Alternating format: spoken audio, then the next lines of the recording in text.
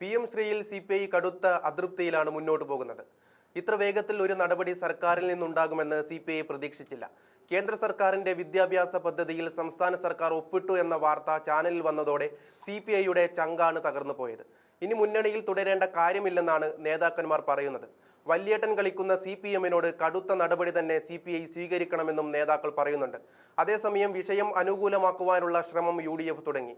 ഇത് സംബന്ധിച്ച നീക്കങ്ങൾ ഇന്നുണ്ടാകുമെന്ന് UDF കൺവീനർ അടൂർ പ്രകാശ് പറയുന്നുണ്ട്. ശുഭവാർത്തയ്ക്കായി കാത്തിരിക്കൂ എന്നും ചർച്ചകൾ തുടങ്ങിയെന്നും അടൂർ പ്രകാശ് പറഞ്ഞു.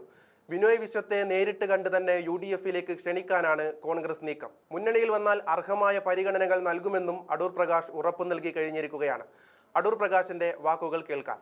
ഇന്നിപ്പോ CPIയിൽ തന്നെ ഇതിന്റെ പേരിൽ ഒരു വിള്ളലുണ്ടായി എന്ന് ഞാൻ പറയുന്നില്ല. ഇതിന്റെ പേരിൽ ഉണ്ടായി എന്ന് പറയുമ്പോൾ അതിനെ നേരിടാനുള്ള ശക്തി CPIക്ക് ഇപ്പോഴില്ല. ഞാൻ CPIയെ വില കുറച്ച് കാണിക്കുകയല്ല. CPIയെ സംബന്ധിച്ചിടത്തോളം വല്യേട്ടൻ മനോഭാവവുമായി ഇരിക്കുന്ന CPMുമായി ബന്ധപ്പെട്ടുകൊണ്ട് അവർക്ക് അനുകൂലമായിട്ടുള്ള ചില നിലപാടുകൾ സ്വീകരിക്കുക എന്നുള്ളതാണ് അവരെ സംബന്ധിച്ചിടത്തോളം ഉള്ളത്. CPIയെ സംബന്ധിച്ചിടത്തോളം ഇപ്പോൾ വലിയ വിള്ളലുണ്ട്.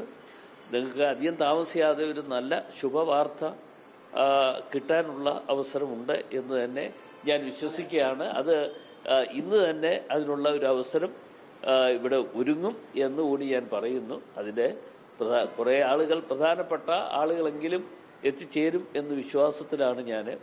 എന്തായാലും ഈ കാര്യങ്ങളൊക്കെ തന്നെ CPIയെ സംബന്ധിച്ചിടത്തോളം എൻ്റെ വ്യക്തിപരമായിട്ടുള്ള അഭിപ്രായം CPI UDFയിൽ വരണം എന്നുള്ളത് തന്നെയാണ്. UDFയിൽ വന്നാൽ അവർക്ക് അർഹമായിട്ടുള്ള പ്രാതിനിധ്യം കൊടുക്കാനുള്ള അവസരം ഉണ്ടാക്കിയെടുക്കാൻ കഴിയും എന്ന് തന്നെയാണ് ഞാൻ വിശ്വസിക്കുന്നത്. CPIയിൽ നിന്ന് ഒരു വിഭാഗം ആളുകൾ വരുമെന്ന് തന്നെയാണ് ഞാൻ പ്രതീക്ഷിക്കുന്നത്. എന്നെയും KPCC പ്രസിഡന്റിനെയും കാണാൻ വേണ്ടി ഇവിടെ വരും എന്നാണ് ഞാൻ പ്രതീക്ഷിക്കുന്നത്. എന്തായാലും ഇതിനകത്തൊരു വിള്ളൽ ഉണ്ടായിരിക്കുന്നു. CPIയെ സ്വാഗതം ചെയ്യും. പൂർണ്ണമായി സ്വാഗതം ചെയ്യുകയാണ്.